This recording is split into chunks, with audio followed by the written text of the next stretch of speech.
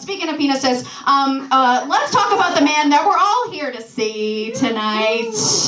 The man of the hour. Maxwell, I met him at one of his aforementioned mics. I'm very grateful to Maxwell because he actually stopped me from quitting comedy, like the first time I met him. Yes, he did. He really did.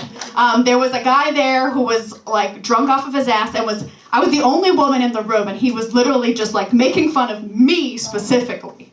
And I was like gonna cry, and Maxwell like checked on me first, and then told the guy he was banned from the room. And that's the kind of guy that Maxwell is. He's a very kind guy. Yeah, let's give him a big hand for being so kind. Being so kind. He really helps out a lot of us comedians. I see a lot of you guys in the room. He just creates friendly spaces. But you know what? Tonight he's here for a different reason, and that's to murder. Wow. The room with laughs. Please welcome Maxwell Shultz.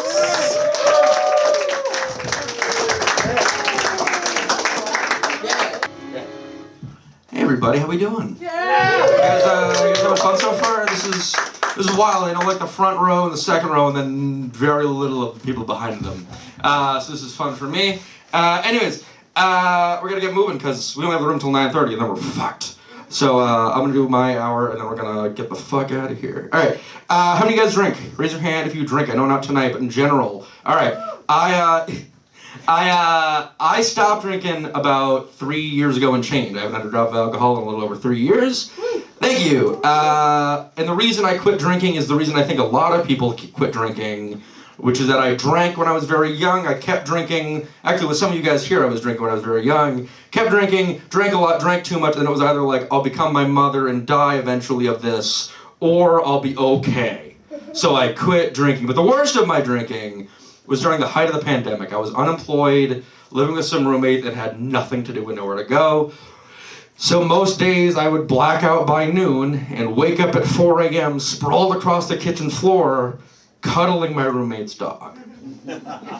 Yeah, like at surface level, that just sounds like in my most indisposed, I really care about animals. Or the alternative.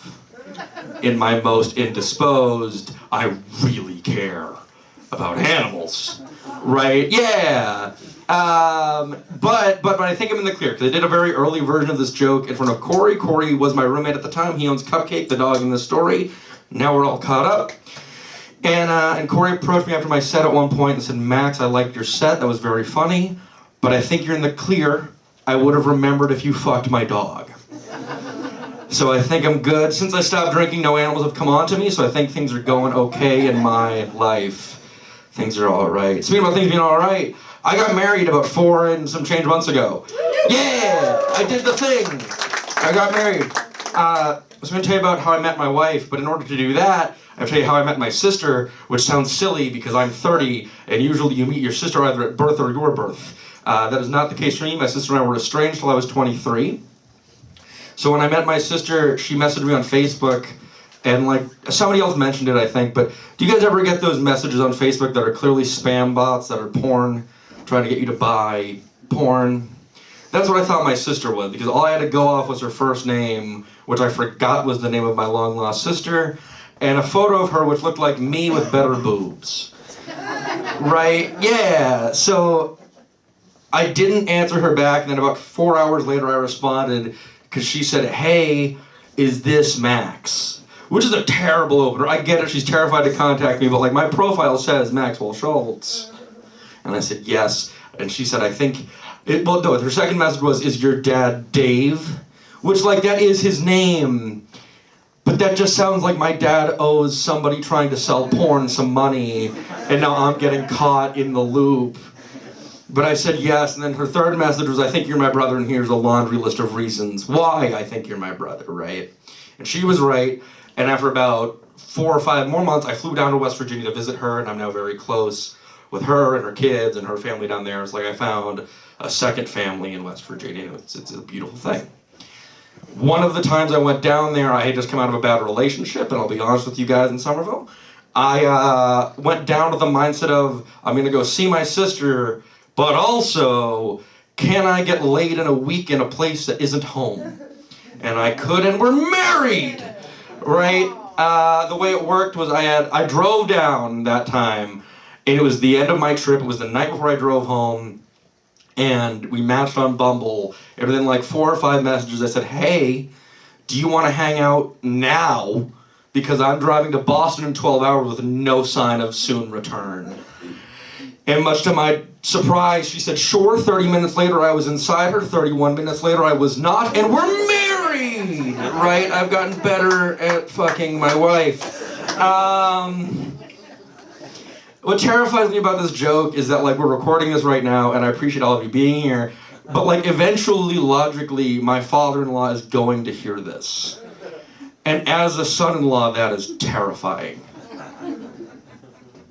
As a comedian, however, it is a God-given gift. I am terrified, but also excited for my father-in-law to be like, wait a minute, that's how you met Haley? And I'm going to be like, yes. That's how we met, getting engaged. I feel like in movies and books and like retelling stories friends give me stories of their lives. There's this grandiose down on one knee, will you marry me, you complete me, you're my forever person. I don't know why I'm locking eyes with you, but I'm not gonna stop. And it's this grandiose moment, right? I did none of those things. Like I did none of those, you complete me. I did none of those, like open the ring, slide on her finger. I did none of that. What I did was I decided to get engaged May 20th, 2023 at the Taylor Swift show in Gillette, which if anybody's a Taylor Swift fan, it was the one where it was like the rainiest rain show that had ever happened, including showering. I've never done anything where I've been so sopping wet for so long. And I know what you're thinking too. If you're a Taylor Swift fan, you're like, oh, he must have proposed during like Love Story or Lover or one of the big songs that people were doing that. I didn't even do that right. I proposed in the pouring rain beforehand in the parking lot just outside our car on gravel because that sounded good. And the way I did it, like Taylor Swift was a perfect cover-up because going into it I could plan to be excited for this show, which I was, but I was way more excited to get engaged because I knew she was going to say yes, even though you don't know, but you know. And the way it worked was her best friend and her mother flew up from West Virginia to go to this show with us. And my brother, who's actually filming this right now, was in the car too. I told Toby, my brother, that I was gonna do this. I neglected to tell the mother and best friend. So I said to Haley, hey, can you come alongside the car with me? I want to like talk to you for a minute. She said, why? And I lied. And I said, because I haven't seen you without your mother in a week and a half. I'd like to talk to you privately. She said, sure. And this is how I opened up my proposal. I said, listen, I've been lying to you for about 6 months. That was my opener, which is not how you're supposed to do this, right? But that was how I opened it. And she said, what do you mean?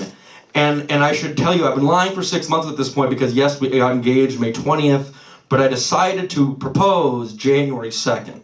That's almost 6 months of time to dwell on a very important matter that I had to keep secret from my wife, my now wife. But then she said, about what? And I see the best friend and mother coming at me with eyes red, ready to murder. And I said, no. Not only have I been lying for 6 months, and then I listed about a dozen of our closest friends and family. I said, they've also been lying for about 6 months. Because I can't keep a secret. Real quick, has anybody in the room, married or not, ever had a significant other who you're not married to yet, ask you the question, why won't you marry me? If you haven't, good. If you have, you know that it is terrible and very uncomfortable and it involves a lot of lying because the truth is hard in that moment. I don't like you enough is not good enough, you make up lies. So my wife asked me, why won't you marry me? As there was a ring beside me hidden in a desk and I had to regurgitate for 3 hours every lie I told an ex and it made it be like, oh, I'll kill myself if you divorce me, I don't know. Which I don't think is true, but it does frighten me. I don't want to be divorced. But anyways, I said all those things, and then she said, well, and I said, all this is to say, will you marry me? But I did not get down on one knee. I did not do anything like that. I'll use my phone as an example. With a closed ring box, I said, here you go. She said, yes, and we hugged, and then she opened the ring box and put the ring on her finger, and then we got married. As a comedian, my favorite part of this is that I forgot at the time, but when you get engaged and the other person says yes, everybody who knows you that sees it happen calls everybody they've ever met, ever. And so my mother-in-law, my now mother-in-law, called her boyfriend and said, Max proposed. And Frank, I like a lot, but he's a moron. Frank said in total earnest, to Taylor Swift, that's bold. Waited 4 hours and said, oh, you mean Haley, that's great. Frank's not bright, but he tries, right? Recently, my wife told me she had never had a Klondike bar, which seemed crazy to me because I grew up eating them. You guys seem to be really into Klondike bars. I don't know if anybody else could see it, but they like hugged when I said that word, and I was like, oh, I think they fuck Klondike bars. Anyways, she told me she'd never had a Klondike bar, and as an adult who has a job, I decided to eat what I want for dinner, so I bought a box of Klondike bars at the grocery store, brought them home, and she took her first bite, and she said exactly this. She said, Max, what did you do to get this? And I can sense that some of you are ahead of her. I was not. So what I said was, I don't know, I paid a guy like $6. And she said, yeah, but the ad implies murder. You know, what would you do for a Klondike bar? So next time we go to the grocery store or Walmart or anywhere else, I think I need to like stab the clerk and assert my dominance and prove that I'm a man. Because that's the vibe I was getting, you know? It's scary.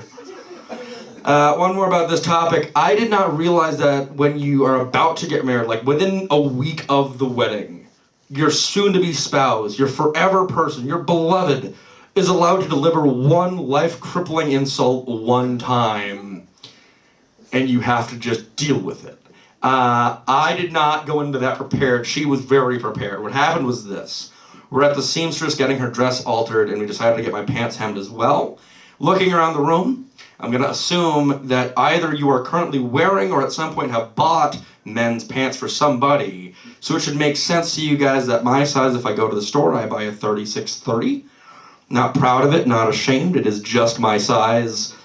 But we were at the seamstress, and she's like measuring my pants, and this very sweet older woman looked up at me and said, well, I think the 36 waist is right, but you're more like a 24 length. Yeah, like that's a weird sized person.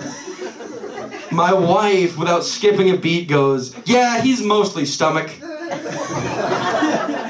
Which, I won. Like, she married me, so like I win, but also I have to live with being, like she married Mr. Stomach Man, but also I have to live with being Mr. Stomach Man for the rest of my life. And my rebuttal was, yeah. Like, what do you say to that? Like, I love you, but like, man. And in addition to that, my feet have been like so hairy I shaved them since I was 12. I've been shaving my feet since my face, before my face. I didn't realize I was a hobbit until I was approaching 30. And I'm still dealing with that like self-reflection that Tolkien wrote me. And now I'm like the Pinocchio of my time. Right? This other thing happens when you get engaged. More people than ever before will hit on you. And I don't believe in God. We'll get to that later. But if ever there was one, that taught me that they're very cruel and really like to test people. Not that I was ever tempted, but like I got flirted a lot. Here's an example. I used to work at a coffee shop. And when I was working at the coffee shop, I was outside on my break, dressed just like I am right now. And I was smoking a cigarette. And this very kind woman walked up to me, knelt down, looked up and said, hey, I just want to know what situationship you're in. Yeah, like that sounds like she's flirting but has never done it before. Because like she got close, but not quite there. And I said, what? And then she said, I'm only asking because I thought you might need a few dollars. Yeah, she thought I was homeless, which does not bode well for me or my local homeless. It just is one of those things. Eventually, I begged her off, and she left without giving me the $3. Yeah, oh. But like, what gets me and what is the kicker of this story is that she was holding a coffee cup from my coffee shop that I had made her 10 minutes prior to this. So by day, she thought I was an underpaid barista. But by night, I was an underpaid barista who chain smoked behind the place where he's an underpaid barista, and that is a sad reality. I left that job soon after that, and I am now a bud tender. I sell marijuana legally, which means that I sell it to the people I used to buy it from in the woods and parking lots, but now I tax them on it, and it's fun for me and not so fun for them. For the next 8 or so minutes, I'm going to tell you about some customers of mine. My most recent least favorite customer came in like 2 months ago. She was very nice, but I don't know how else to say this. I've never had anybody in my life give me fuck me eyes the way this woman did. Like, my wife has never looked at me like that, but this woman came in and was like, I bet that pre-roll tastes really good. And like other things seductively that aren't seductive sentences. And I kept being like, yeah, it's great. And like showing off my left hand, my wedding ring. And like, yes, I work at a dispensary, but I have to hold a certain level of professionalism. I couldn't do this, but I wanted to lean in real close and go, listen, I don't want to fuck you. But you've got to be cool about it. Right? You can't say that, but like, how else are you going to get her to stop flirting? You got to be blunt. Other customers I've had that I don't love, but are like somewhere in the middle. I had a guy come in recently, and on the menu we had a pre-roll, a joint called Butter Stuff. I'm going to say that a bunch, Butter Stuff. It was called Butter Stuff. The joint was called Butter Stuff. And this 30-something-year-old man looked me dead in the face and said, I'd like some butt stuff. I said, butter stuff? And he said, butt stuff. And I said, I hate you. But again, professionalism. So I got him his pre-roll. I sold it to him. And he said, thanks for the butt stuff. And again, you can't say this, but I wanted to say, listen, man, maybe we both like anal, but you gotta stop. Right? Be on your way. Stop telling me what you want me to do to you. And get high, you know? Sometimes we have like children and their parents come in. They're both over 21. But at a certain point, I don't know if it matters anymore. I recently had a mother-son come in, but the mother was 92 and the son was 67. So at this point, they're just older people who live together probably. Because I don't know why else you would bring your 92-year-old mother to a dispensary. But they came in, and she was at that age where she forgot how to whisper words, but he did not. So they ordered their stuff. I went out back to get it, but I could still hear them. And she said, thinking she was whispering, he looks like that actor. And he said, who? And she said, Paul Blart. And then the son said, don't tell him that. And she said, why? And he said, because you think that's nice. But he won't think that's nice. And then like I sold them their product and off they went because again, professionalism, I can't say things like, hey, I don't look like Kevin James that much. More of a Kevin Smith guy. Anyways, sometimes I work security. Every Sunday night I work security in my dispensary, which means my entire job is I sit there, I take IDs, I scan them, and I say, have a good day. And it gets very boring. When we have lulls, I play a lot of stupid phone games. Does anybody else play a lot of like stupid games on their phones? Maybe while they're taking a poop.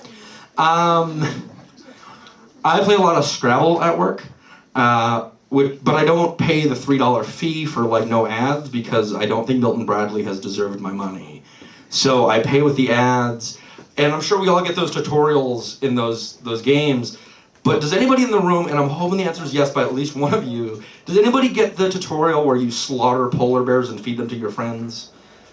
Because I do. Great. All right, we have raise your hand higher. All right, we have one other person who can just like defend me that I'm not making this shit up. There's a game where you live in like the Arctic, you slaughter polar bears with an axe, grill them, and feed them to your friends. Yeah, I've gotten very good at this tutorial. Like I can do like a dozen in like 12 seconds. Like polar bear a second, feed them to my friend, go back out, slaughter more. I'm not so good at getting triple word scores. I'm even worse at making sure I let the correct people into my dispensary. The other Sunday we had 7 19-year-olds in a row. That's not true. My favorite customer, though, of all time, is named Sarah. Sarah is 70 years old, and I know that not only because her license said so, but because when I met her, she told me 11 times in a 2.5-minute conversation. Sarah walked up to my register, hoisted herself up onto it, and said, quote, "I need to smoke. I don't do vapes. I don't do edibles. I don't do concentrates, nothing. I shit and vomit every morning, and this is the only thing that helps." And I said, "Sarah, I don't think one has anything to do with the other, but I promise you this. I will get you high." So I go back, I get her some stuff to smoke, I sell it to her, and she goes to leave, and the door opens, and it's like a cartoon light bulb goes off that she then shattered with her fist, and she jostled back to my register and goes, "You know, I'm just so glad I don't have to give blowjobs for this anymore." It's true. And she leaves, and as the door's swinging behind her, she goes, "Tell everybody," and then like off she goes. So that's my homage to Sarah. If you are somebody who likes gummy blowjobs for weed, you're like 6 months or so too late. I just tax her on it instead now. It's going great. I know we're all here because I'm recording this. Would you guys believe that I have 2 pants jokes that are unrelated? Because I had the one earlier about my wife insulting me because I wear a 36-24 and I'm oddly shaped. Here's another pants joke. This thing happened about 7 or 8 years ago that's very insignificant to probably all of you, but was pretty significant to me. That thing is that Sears went bankrupt. You can no longer go to Sears and buy things like pants. I imagine when I say that, my general audiences will think things like, Sears, I bought overalls there with my mother when I was 6, and quite frankly, haven't been back since. That was me, except I went to Sears like days before they shut their doors forever, and I bought pants. The reason I bought those pants was because moments before I did that, I shit myself in an Arby's. Yeah, I keep looking at you, but like you have great reactions. I did, and I was with my then girlfriend, and she had just been into her Arby's. I should backtrack. It's not Arby's fault I defecated. Right? Look at me. I'm a poster child for Arby's. I love their food, and they don't really exist where I live, so when I travel doing stand-up, I eat as much Arby's as I can. It wasn't their fault that I shit. Really what happened was I had food poisoning from the night before, where I had much nicer food that gave me food poisoning, and this led to pooping in Arby's. Well, that's not even true. What really happened, I told my wife the long-form version of this, and she said, "Max, no, you ate duck, which you knew at that time you were allergic to, and it makes you shit yourself. Then you shit yourself." But semantics are semantics. In any event, I'm across the table from my ex-girlfriend. She just bit into her sandwich, and I said, "We should go to Sears right now." And she said, "Why?" And I said, "Because I pooped moments ago, and it's not good, right?" So we wrap up our shit, we go over to, no pun intended, we wrap up our stuff. We go over to Sears, I change out of the pants in their bathroom, throw the old pants away, and move on to their life. Now I don't recommend doing this at all. Ever. Yeah. But if you wanted to, you could probably get an old relic of my past and find gross pants in the Sears bathroom in the Portland, Maine Mall, because nothing moves into malls anymore here, and I think they're still there. I don't know for sure, but they're probably like a 24-24, because I wait a lot less of the time. All right, I want you guys to give a round of applause for my father and brother who are filming. Yeah, my brother's gonna come up a little later, but this next joke is about my father. How many of you guys, raise your hands if you know my dad more than like when you walked in today? If you met him ever before more than that. All right, about a third of you. Some of you are like some people are like, "Yeah, I know your dad, don't tell him." Like, what the fuck, guys? All right, growing up, my whole life, my father has been compared to Ned Flanders. He's very polite, he doesn't swear very much, he doesn't get angry, all that stuff, except he's not religious. Other than that, he's Ned Flanders. I even have a brother, like it's crazy, I'm Rod. But there's one person my father hates with enough energy that we all put into hating other things. And he hates him a lot. And that man's name is Steve Miller. Of the Steve Miller Band. Yeah, that's Steve Miller. And the reason he hates him, and this is true from what I've been told, is that at some point in college, my dad worked on a college film that Steve Miller was somehow involved in, and he was kind of a dick. And now whenever like Fly Like an Eagle or The Joker or Take the Money and Run comes on the radio, he's like, fuck you, get that piece of crap, fuck. And it's awesome, right? But what's even more funny to me is that like that is true, but there's no amount of money you guys could pay me that if I ran into Steve Miller and I was like, do you know Dave Schultz holds a grudge? He'd be like, I don't know who Dave Schultz is. He doesn't remember my dad, or my dad remembers him, and that's always going to be funny to me. All right, let's do some cutesy stuff, because it was gross there for a little bit. Not the last two. Well, the last two ago was pretty gross. Anyways, growing up, I say cutesy, and I'm about to make a dick joke. Anyways, growing up, my parents were very forward thinking when it came to like sexuality. So like my genitals were not my like tiddlywinky or my dinky or my nose down below. Instead it was penis and testicles and asshole. They kept asshole. Penis, testicles, and asshole. And so when I was 9 years old in my best friend's swimming pool, my best friend Tyler said, you know, it has a name, and like pointed at my crotch. And so at 9, I said, did you name my penis? No, they all have names. Did you name all of the penises? And no, but it's named Dick. Why? And Tyler said, I don't know, but they're all named that. And I said, why do we name people that? That seems mean. And I began to rethink every dick I'd ever met. You guys remember the first time you went to like sleepaway camp or anywhere really where you were away from your parents for more than like a night, right? Like the first time you do that, some of you maybe look at me confused. Maybe you haven't ever done that. You should. We're all adults. I can see you. But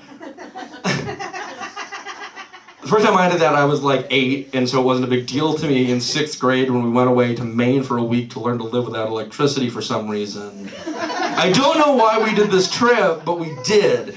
And my assigned roommate was Ricky. I had the bottom bunk, Ricky had the top bunk. Ricky was 13 in this story and mentally not equipped to be without mom and dad.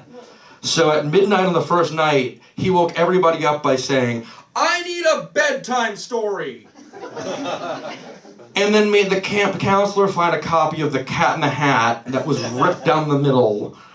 And this man walked up and down the hallway screaming The Cat in the Hat at the top of his lungs. And on page 7, Ricky had the gall to wait till page 7 to go, no! It needs to be Yertle the Turtle. This is true. So the guy finds Yertle, and he reads it, and Ricky falls asleep by 12:30. To the best of my knowledge, Ricky grew up 3 hours later to vomit off the side of the bunk bed onto me. And I have not heard from him since.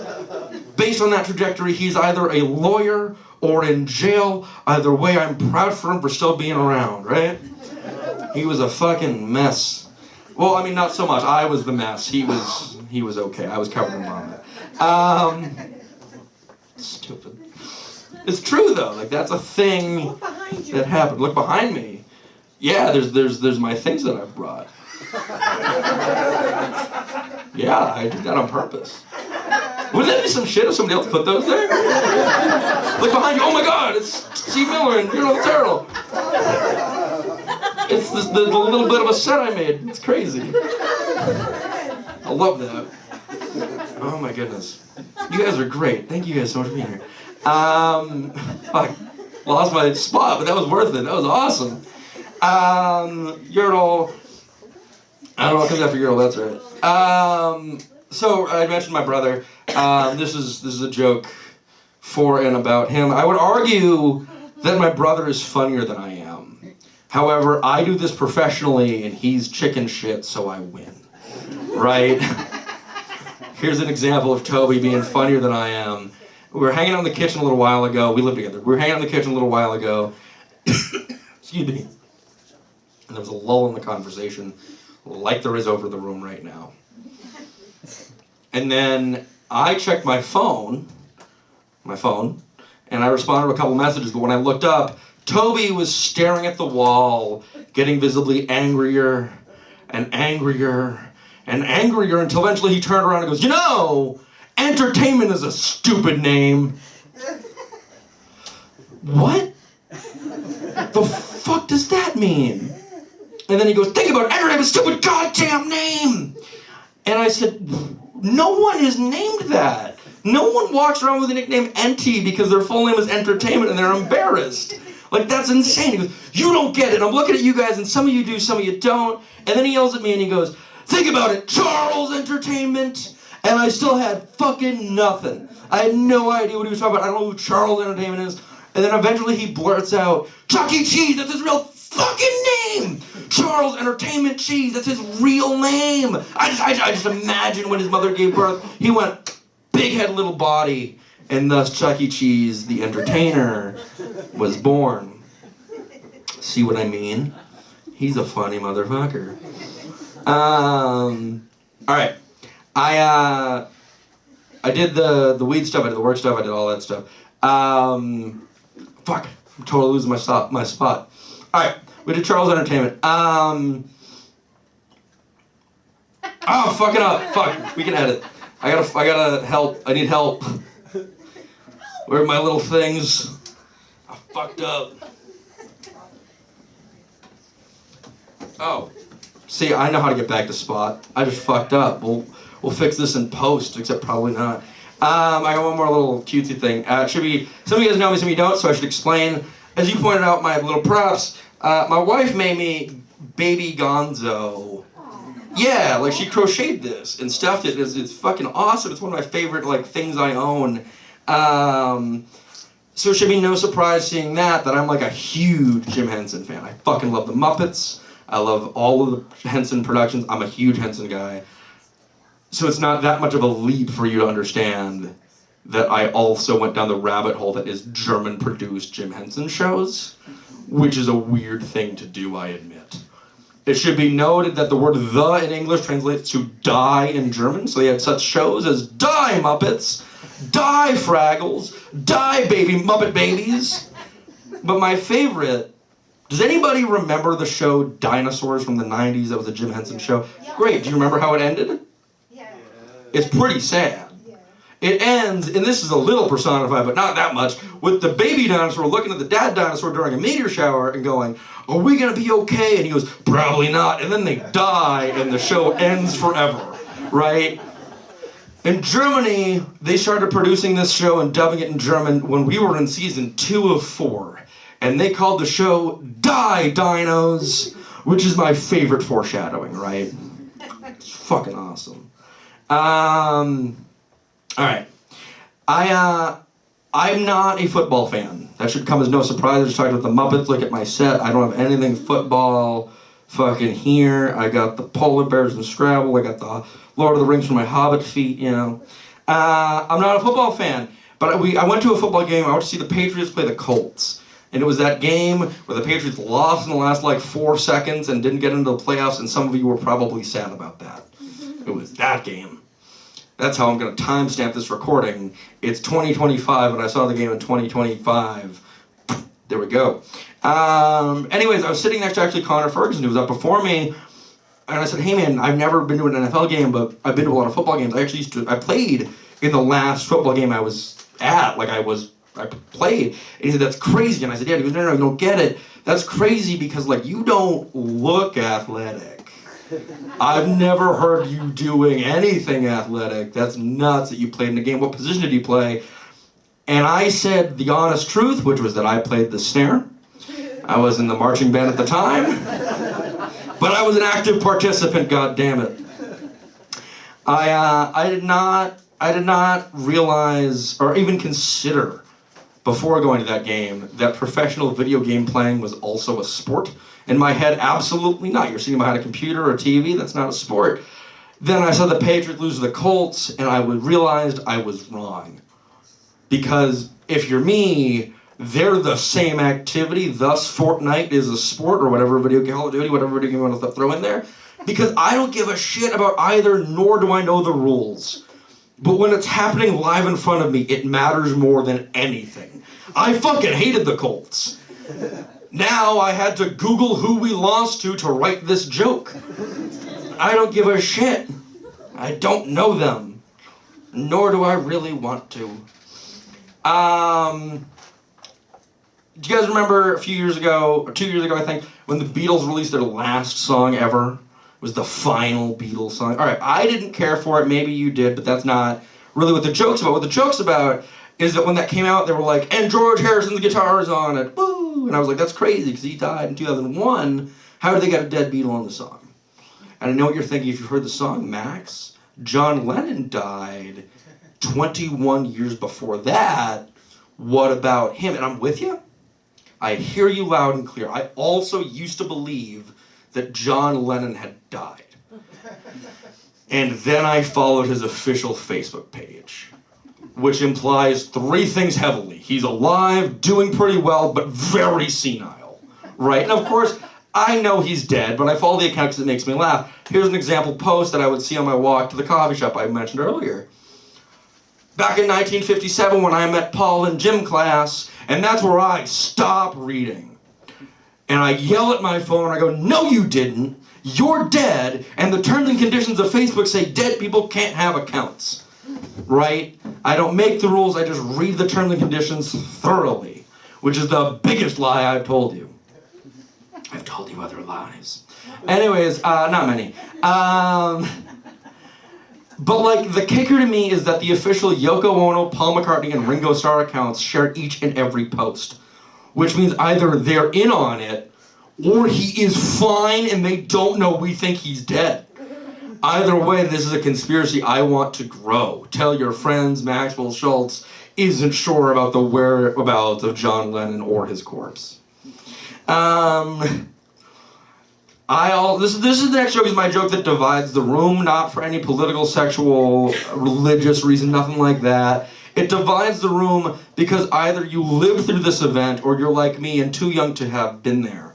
But I learned recently that Leonard Cohen wrote, produced, and released Hallelujah for the first time in 1984. Right? We all know Hallelujah, right? Heard there was a secret chord that David played that pleased the Lord, etc. That's nuts to me, because I thought that song came out in like the late 60s, because it sounds like a song that would have come out in the late 60s. But what's crazier to me than that is that at the same time that was top of the charts in 1984, so was Jump by Van Halen. And that is a wild juxtaposition a lot of you guys lived through. I can't imagine those two back-to-back on the radio. It explains to me why you have such strange dispositions sometimes.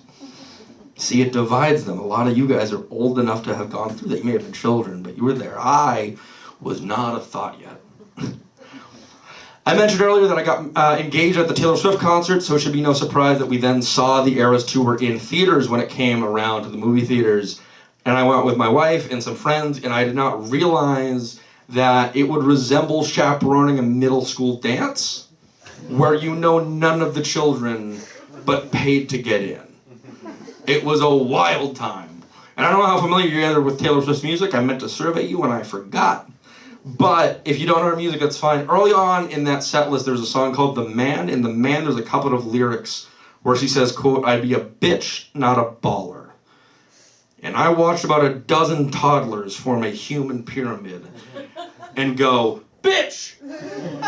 And it made my fucking month. Because I love a lot of things a lot, but there's very few that I love more than when a small child swears with conviction. It is my favorite. Like, it would make my day if every morning I could get woken up by like a 3-year-old going, "Fuck you!" And like, it'd be the best. I'd laugh every morning because it's so funny to me. A small part. I love it. It's a known part of the joke, but like, I have people here who were there for that. One of my favorite moments of being a teenager was I was at my friend Mike's house, and I went downstairs, and his like 4-year-old brother was like, "Fuck you, Mom!" And I was like, "I love your brother." And the mom was like, "It was the best. It was the best." But with the toddler pyramid, what I love more is that logically to me, on the way to the movie theater, those kids had a conversation with their parent that drove them, and they were like, fine, you can say bitch, but if I hear one fuck during Betty, you're grounded. And that is the silliest argument, but one that happened dozens of times that day, and I love that so much. It's great, right? Like, I love children swearing. It makes me very, very happy. All right, we lose the room relatively soon, so I'm going to wrap us up. I got 3 more for you guys. Well, 4 more, I guess. Looking around the room, I'm going to ask the question, not to the comedians, but anybody else. Do you guys know what ambush comedy is? Raise your hand if you know the term ambush comedy and like what it means with some confidence. Yes, you do, because you know the joke. But anybody else? Ambush comedy, I'll give you an example, right? This is not ambush comedy. You all paid to be here, or are on the show, or working at the show. But ambush comedy is when you go to a show that you didn't know was happening and people just start yelling comedy at you, and it's usually bad.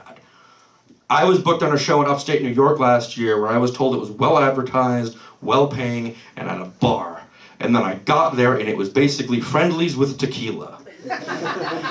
There's children screaming and running around. There's parents not knowing where their kids are, and it's awful. And the woman running the show did not want to confront the bartender, so I went up to her and I said, hey, we're going to be doing a comedy show in about 20 minutes. And she said, that's great. And I said, it's not clean. And she said, oh no. Can you make it clean? And I said, well, I'm the headliner, and my opener is about jerking off to a dead guy, and the closer is about pegging. So, like, I could say something like fun backdoor stuff, and she said, never say that to me again, please, right? So she kicked all the children out, made their parents stay, and we had a great night for all. That's not what happened. She kicked the parents and the children out softly, and instead we had a very uncomfortable, like, why'd everybody leave? We want tips. And we're like, dicks. And it was awful. That's what ambush comedy is, right? It's probably only fair for you guys that I tell you the 2 jokes I just mentioned. Here is the first. Recently, I got like 15 minutes up here, and I'm going to stretch that a little bit. So I'm going to yield my time to tell you that recently I was masturbating, and now we're going to sit in silence while you accept that I'm capable of such a task. Get comfy. All right. No, the reason I tell you that is because it started weirder than any pornography I've ever seen. I was watching a video on my phone the way most 30-year-olds do that. And at the very beginning of the video, for 2 minutes, I saw black and white still frames of the video I would then watch. And then at the 30-second mark, in giant white letters over a black screen, read the 2 words, in memoriam. Yeah, and then told a 1.5-minute long text bubble story over the still frames about how the man in the video died 2 days after filming this in a horrific motorcycle accident. Yeah, right? Now, I mentioned this earlier, but I'm not Catholic, so I don't mourn when I come. So I paused the video. And after about 45 minutes of self-reflection about what I should do next, I decided to continue the video and finish myself off as quickly as possible. And I'm right for doing so. Hear me out. It was his dying art. It was his last film. He would have wanted us to enjoy it to the fullest, which, in my experience, is about 4 minutes and 47 seconds after In Memoriam. So I did not finish the film. But I choose to believe in his final work, he was victorious, heroic, and really came out on top. And that is my dad, not dad joke. It's fun for me. Before I leave you guys, I do want to say thank you so fucking much for being here. This has been dope.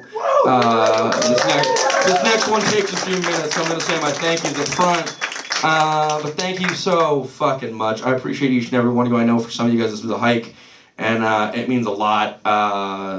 Yeah, like thank you to all the comics, my family for filming it and running the door, you guys for buying tickets, or the one of you that got a free one, whatever it may be. I appreciate you all immensely. So, and it's okay if the answer is no, I don't remember. But were any of you there about 2.5 years ago when I recorded my second comedy album in filming? Okay, let me tell you about it. It was in a room like this, but where I live in Haverhill, Massachusetts, and I had a bunch of coworkers come out and sit in the very back row, which was very kind of them, but a little unsettling because they didn't do things like show support, care, or affection toward one another, and yet here they were at my show. Also, you all know because you're here, but for comedy shows, usually they're 21 plus. This one's 18 plus, even though I think you're all over 21. There's no bar. Who cares? The show I was at doing my second recording was a 18 plus show, and I had a coworker who was 17, turning 18, asked me if she was allowed to attend the show. And I said, yes, but I need like a permission slip. And she said, why? And I said, because at work I'm very calm, cool, and collected. But if any of you have heard that recording, you know that in the middle of it, I have about 4 uninterrupted minutes where I describe my then infected penis, and I just need you and your mother to be cool with that. Now, I thought this soon-to-be woman would slap me, hit me, call me an asshole, just leave the conversation altogether, and instead what she did at this, like, I'm doing a pretty good impression of what I'm about to do, she said to me, that's okay, my mom told me all the time I was like, about to fuck my stepdad. If you missed what I said, I'll slow it down. She said, that's okay, my mom tells me all the time how she likes to butt fuck my stepdad. At 4 p.m., in a pizza shop that's open, what the fuck do you do? That is so much worse than what I said. That's not fair. So I spoke from my heart. And I said, listen, you shouldn't know that. It is very weird, you know, with so much just like loosey-goosey about it, how your parents have somewhat kinky sex. And she kind of nods. And before she can say anything, I spoke from my head and I said, but listen, worse than that, I shouldn't know that. It's weird you just told me that. I don't love that. Yeah, I know, I'm sorry. She begs off. And then I did this joke exactly 2 times, and I realized there was a third, way worse element to that, which is that none of you should know what I just told you. You're all leaving tonight with new information that you didn't ask for. It's probably a little weird to you that it's a little bit close to 9 p.m., so there's a couple that's middle-aged and Methuen maybe having some backdoor, backwards fun. And you now know that, right? But my hope for this recording, my hope for my comedy career, my hope for this joke is that it becomes my Alice's Restaurant. If you don't know the song, it's a very good, very long Thanksgiving song from 1967 by Arlo Guthrie. But here's the gist. My hope is that you remember, hopefully you remember every moment of this evening. But if you don't, hopefully you remember that a weird blue-haired 30-year-old talked about pegging that he wasn't involved in but aware of. And you tell one friend, and they think you're weird. But they tell 2 friends, and maybe you think they're a little bit into it. And they tell 3 friends, and eventually it goes around and around. They tell 50 friends, and it becomes a movement. The old peg-a-leg Maxwell Shultz comedy recording movement. And it gets all the way back around to the woman that the joke's about, and she says, Max, what the fuck? And I get to say, I won comedy! Thank you guys so much, that's my set. I love you all. Even those of you I don't know. You're the fucking best. I skipped a joke, but that's fine. I don't even know what it was. Alright, love you all. Drive safe, be safe. Normally I say to tip well, but buy t-shirts instead. Good night.